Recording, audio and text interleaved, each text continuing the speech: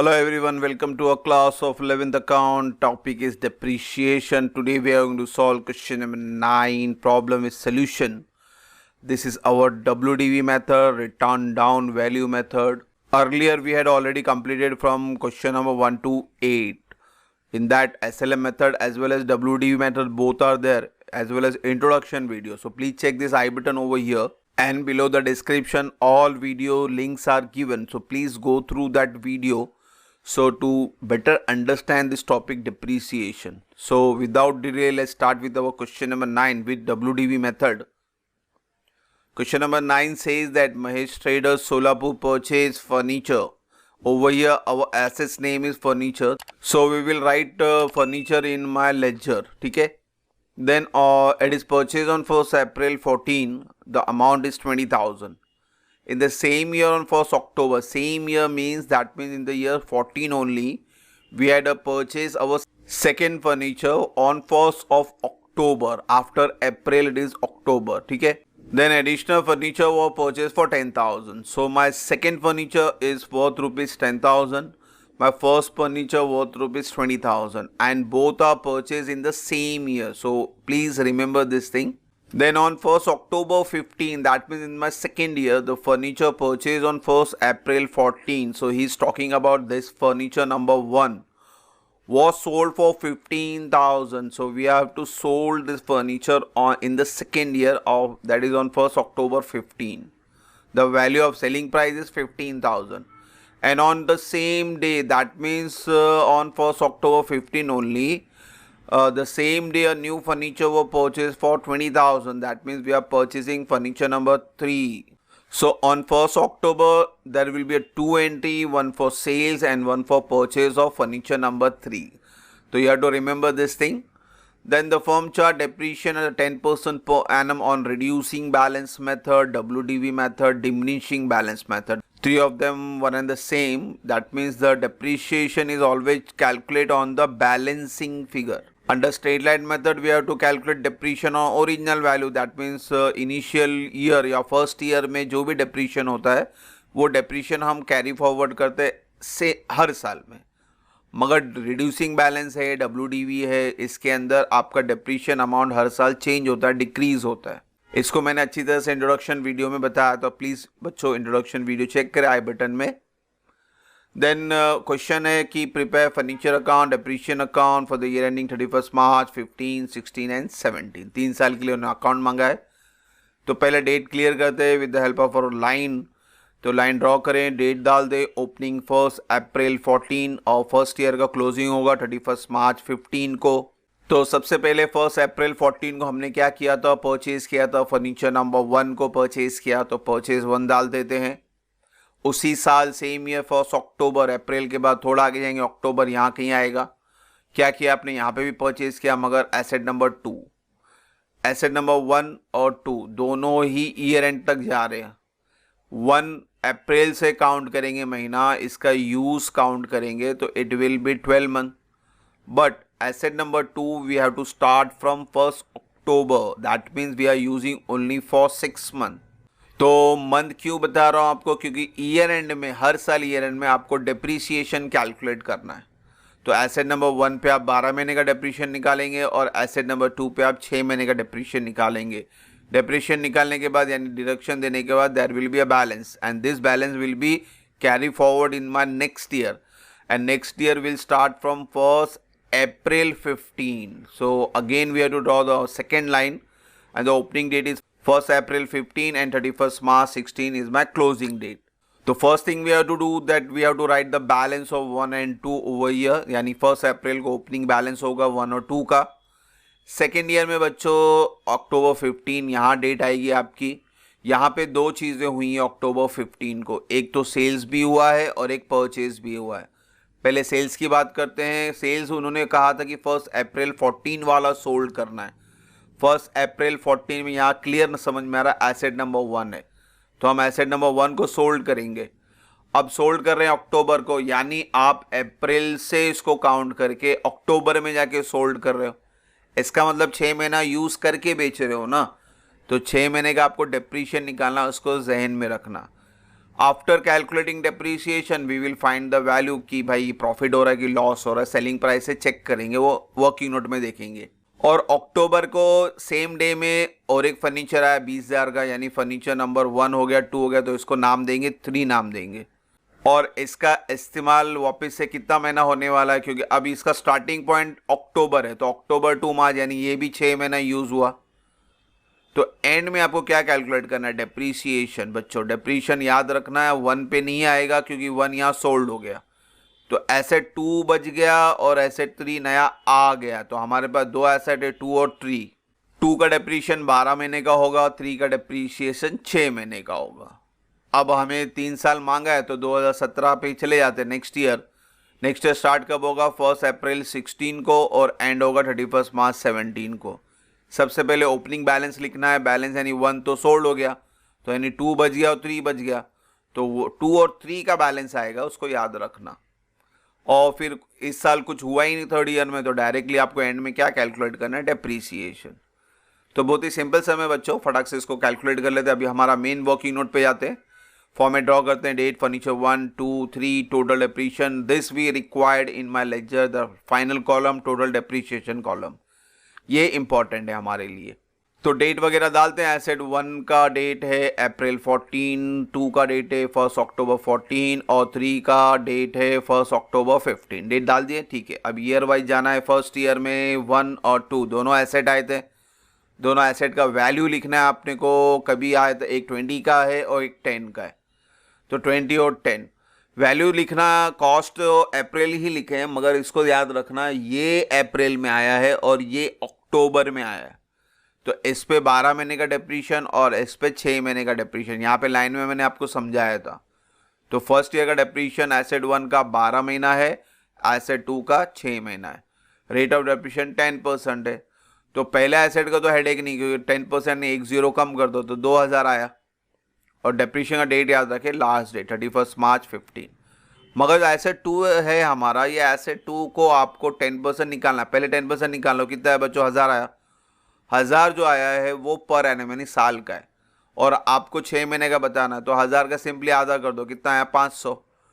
And my the total depreciation for first year is 2500। ठीक है, ये हमें ज़रूरत है लेजर में, फिर से बोल रहा हूँ, इसको ध्यान से। फर्स्ट ईयर में और कोई एंट्री नहीं है, डेप्रीशिएशन वगैरह हो गया, तो माइनस करके WDV निकाल ले, यानी सेकेंड ईयर का ओपनिंग बैलेंस 20 में से 2 गया 18, 10 में से 5 गया 9.5।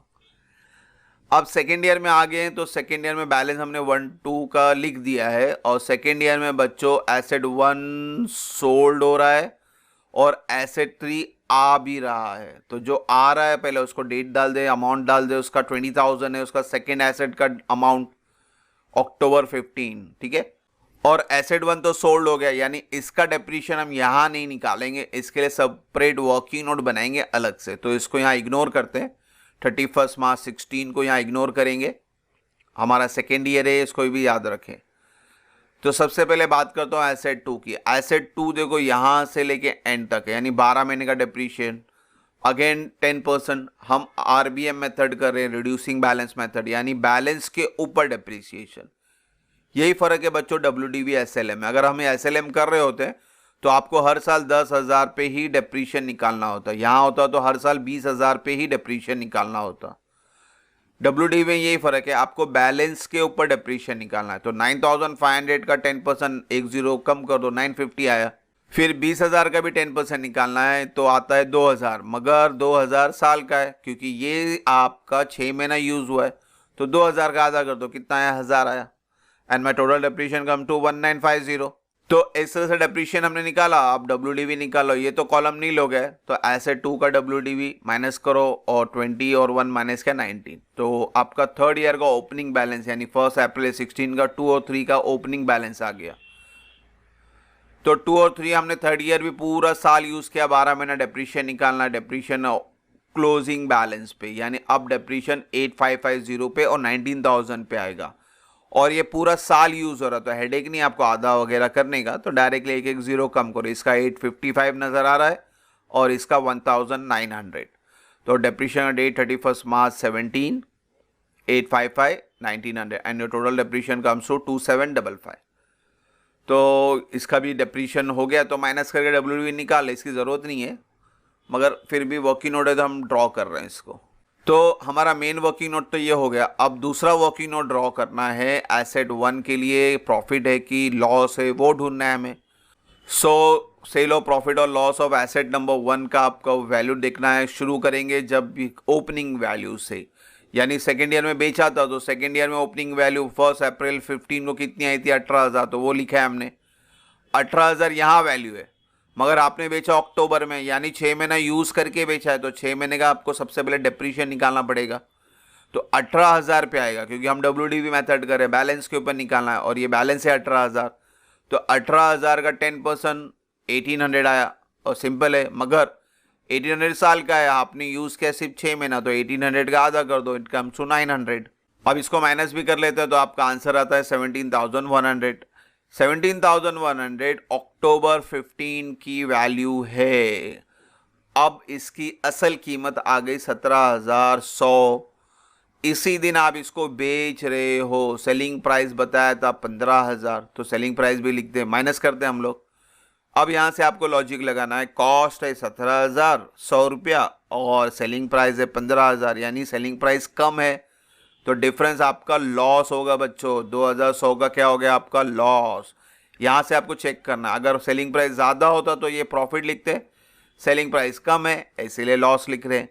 तो डेप्रीशिएशन वर्किंग नोट से ये वाली एंट्री चाहिए, और प्रॉफिट और लॉस में से ये जो रेड वाली एंट्री, 3 एंट्री ये हमें पास करनी है। Depreciation credit, sales credit, loss भी क्रेडिट, प्रॉफिट होता तो डेबिट में, बाकी दो तो फिक्स है, डेप्रीशिएशन और सेल्स हमेशा क्रेडिट में ही जाएंगे।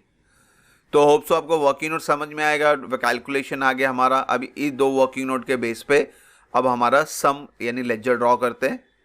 सो बच्चों लेजर ड्रॉ करेंगे with the help of this working note. आपका फर्नीचर अकाउंट है, डेबिट साइड, क्रेडिट साइड, आपको डेट वाइज एंट्री पास करनी है। तो पहला डेट आता है 1 अप्रैल 14 को, तो 1 अप्रैल 14 को हमने एसेट नंबर 1 परचेज किया, डेबिट व्हाट कम्स इन, इसलिए debit side to bank account 20,000 asset number 1। Asset number 2 भी फर्स्ट ईयर में आया 10,000 का, अक्टूबर को आया, डेट याद रखें 1 अक्टूबर टू बैंक अकाउंट 10,000। और कोई एंट्री नहीं है आपका एसेट नंबर 3, तो सेकेंड ईयर में आया, तो फर्स्ट ईयर में तो परचेज नहीं, इसको अभी रुक जाते हैं। अब आते हैं डेप्रीशिएशन पे, तो डेप्रीशिएशन आएगा 2,500। ये वर्किंग नोट इसीलिए हमने बनाया था कि directly we are going to write 2,500, और डेट क्या 31 मार्च 15। इसको भी याद रखें कि भाई फर्नीचर या एसेट परचेज होगा तो डेबिट, डेप्रीशिएशन होगा तो क्रेडिट, और सेल्स होगा तो भी क्रेडिट। 3 कॉमन एंट्री है, परचेज, सेल्स और डेप्रीशिएशन। परचेज डेबिट में, डेप्रीशिएशन सेल्स क्रेडिट में। तो 31 मार्च 15 को 2,500 पास करते हैं।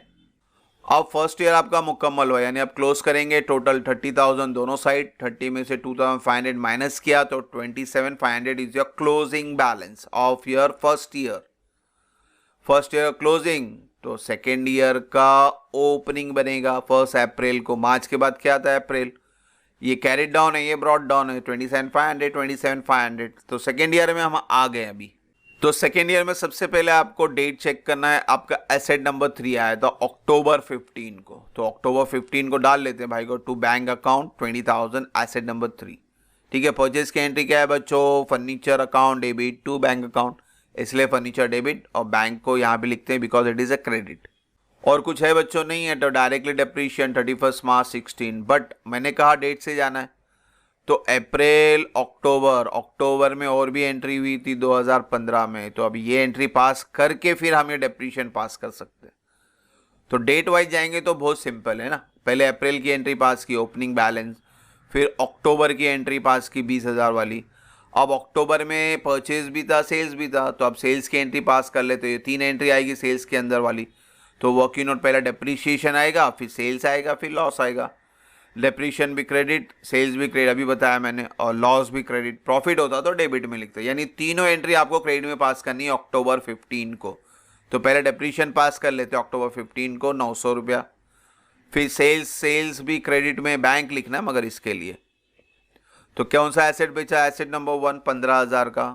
फिर लॉस हुआ तो लॉस भी क्रेडिट में आएगा, डेट सेम रखना आपको याद रखें, by loss on sale of furniture number 1 2,100। अब अक्टूबर क्रॉस करते हैं तो मार्च आता है, मार्च 16 को आपको डेप्रीशिएशन प्रोवाइड करना है 1950। अब साल बदला, इसको याद रखें। आप 15 लिखे तो अब पहले 2016 लिखेंगे, फिर मार्च लिखेंगे। By depreciation account 1950। बहुत सिंपल है बच्चों। अगर बच्चों वर्किंग नोट सही से है तो लेजर तो कॉपी पेस्ट है। परचेज डेबिट में डाल दो डेप्रीशिएशन, और सेल्स क्रेडिट में डाल दो। लॉस भी आया तो क्रेडिट, प्रॉफिट आता तो डेबिट। अब बच्चों सेकेंड ईयर मुकम्मल हुआ तो आप सेकेंड ईयर क्लोज करते हैं। डेबिट का टोटल बड़ा है 47,500, दोनों साइड लिखेंगे, और इसके साथ ये चारों एंट्री को माइनस करेंगे तो बैलेंस कैरिड डाउन आ गया आपका 27,550। कैरिड डाउन है सेकेंड ईयर का, तो ब्रॉड डाउन करते हैं थर्ड ईयर में। मार्च के बाद क्या आता है? अप्रैल। तो 2016 अप्रैल 1 टू बैलेंस ब्रॉड डाउन 27,550। अब थर्ड ईयर का कोई हेडेक नहीं, थर्ड ईयर में डायरेक्टली डेप्रीशिएशन है तो डेप्रीशिएशन प्रोवाइड करते हैं 2755। डेट क्या है आपकी? 31 मार्च 17 2755। देखो ये लेजर ये आपने बनाया वर्किंग नोट, तो इसके लिए आपने डायरेक्ट एंट्री हो गई हमारे लिए। तो ये बनाने लिए बहुत आसान है। ये बन गया तो आपको लेजर में बोला 2 मिनट लगता है, कॉपी पेस्ट करते जाना है। परचेज डेबिट में, डेप्रीशिएशन सेल्स क्रेडिट में। देखो परचेज और सेल्स तो एक ही बार होते हैं, मगर डेप्रीशिएशन हर साल है, उसको याद रखें। अब बच्चों थर्ड ईयर भी मुकम्मल हुआ तो अब सिंपल है, इसको भी बंद करते हैं। डेबिट साइड बढ़ा है 27,550, माइनस करे 2755 से, तो बैलेंस आया 24,795। Carried down on the last date, और कैरिड डाउन को क्या करना है आपको? ब्रॉड डाउन करना है फोर्थ ईयर में। ब्रॉड डाउन करने के बाद ही आपका सम क्या हुआ? कंप्लीट हुआ। उन्होंने 3 साल मांगा तो हमने 3 साल बना दिया, और फोर्थ ईयर में ओपनिंग करके इसको छोड़ देना, यानी यहाँ पे आपका लेजर कंप्लीट होता है फर्नीचर अकाउंट। अब बनाएंगे बच्चों अकाउंट के बेस पे डेप्रीशिएशन अकाउंट, ठीक है। तो होप सो लेजर समझ में आ रहेगा। आप डेप्रीशिएशन अकाउंट भी समझ लेते हैं। तो डेप्रीशिएशन अकाउंट डेबिट क्रेडिट है, लेजर के बेस पे बनता है। तो आपको ईयर वाइज करना है डेप्रीशिएशन अकाउंट में। जैसे आपने लेजर भी ईयर वाइज किया था, फर्स्ट ईयर, सेकेंड ईयर, फिर थर्ड ईयर, तो इसी तरह से डेप्रीशिएशन अकाउंट भी बनेगा। तो सिंपल है, आपको लेजर में देखना है कि आपने डेप्रीशिएशन कहाँ लिखा है। कहाँ लिखा है बच्चों? क्रेडिट में लिखा है। तो यहाँ क्रेडिट है तो डेप्रीशिएशन अकाउंट में डेबिट साइड। डेट सेम रहेगा, अमाउंट सेम रहेगा। 2015 मार्च 31 फर्नीचर 2500। नाम याद रखना, ये अकाउंट का नाम लिखना है। यहाँ क्रेडिट है तो यहाँ डेबिट है। फर्स्ट ईयर में और कोई डेप्रीशिएशन नज़र नहीं आ रहा, यानी इसको बंद कर दें, तो ऑब्वियसली डेबिट बढ़ा है और बैलेंसिंग फिगर क्रेडिट में आएगा। इसका हमेशा बैलेंसिंग फिगर क्रेडिट में आता है, उसका नाम भी मैंने आपको फिक्स बताया, it is a profit and loss account. और बैलेंस हमेशा ये बैलेंसिंग फिगर है, यानी साल के आखिरी में आएगा, उसको याद रखना आपको। अब चलते हैं सेकेंड ईयर में बच्चों। अब सेकेंड ईयर में देखो डेप्रीशिएशन आपको 2 बार है, एक अक्टूबर में है और एक मार्च में भी है। तो 2 बार है तो हेडेक नहीं, दोनों बार लिखेंगे हम लोग। अक्टूबर 15 को 900 यहाँ लिखेंगे, यहाँ क्रेडिट है तो यहाँ डेबिट। फिर 2016 मार्च 31 डेप्रीशिएशन, यहाँ क्रेडिट है 1950, तो यहाँ डेबिट साइड कर दो। कॉपी पेस्ट करना है, हेडेक नहीं लेना है। 2 बार है तो 2 बार लिख दो, 3 बार हो तो 3 बार लिखते, क्या इशू है। और कोई एंट्री नहीं है तो अब इसको बंद करें, तो दोनों पहले प्लस कर लें, तो टोटल है 2850। और बैलेंसिंग फिगर साल का आखिरी, और नाम याद रखें P&L लिखना है। तो कुछ है ही नहीं माइनस करने के लिए, यानी बैलेंस भी क्या रहेगा? 2850 साल का आखिरी। यहाँ पे रॉन्ग होता है, इसलिए इसको स्पेशली हाईलाइट करता हूँ मैं कि बैलेंसिंग फिगर साल के एंड में है। Balance always appear at the end of the year financial year, और फाइनेंशियल ईयर एंड होता है हमेशा 31 मार्च को, इसको हमेशा याद रखें। तो ये थियरी याद रखेगी बैलेंसिंग फिगर लास्ट डेट पे, तो आप यहाँ पे गड़बड़ नहीं करोगे। तो बहुत जन क्या करते हैं, फर्नीचर जैसे यहाँ पे 1 बार लिखा है तो हमने सामने P&L 1 बार लिखा, तो बोलेंगे सर यहाँ पे 2 बार फर्नीचर तो 2 बार P&L लिखे। नहीं, ये P&L यानी बैलेंस है बच्चों, तो इसको जहन में रखना आपको। एनी हाउ सेकेंड ईयर मुकम्मल हुआ, आप चलते हैं थर्ड ईयर। थर्ड ईयर में एक ही डेप्रीशिएशन है, यहाँ क्रेडिट है तो यहाँ पे debit side. Date will remain same, amount will remain same, और कोई एंट्री नहीं, इसको भी बंद कर लेते हैं। बैलेंस भी यही आने वाला है, और बैलेंस का नाम क्या है? P&L।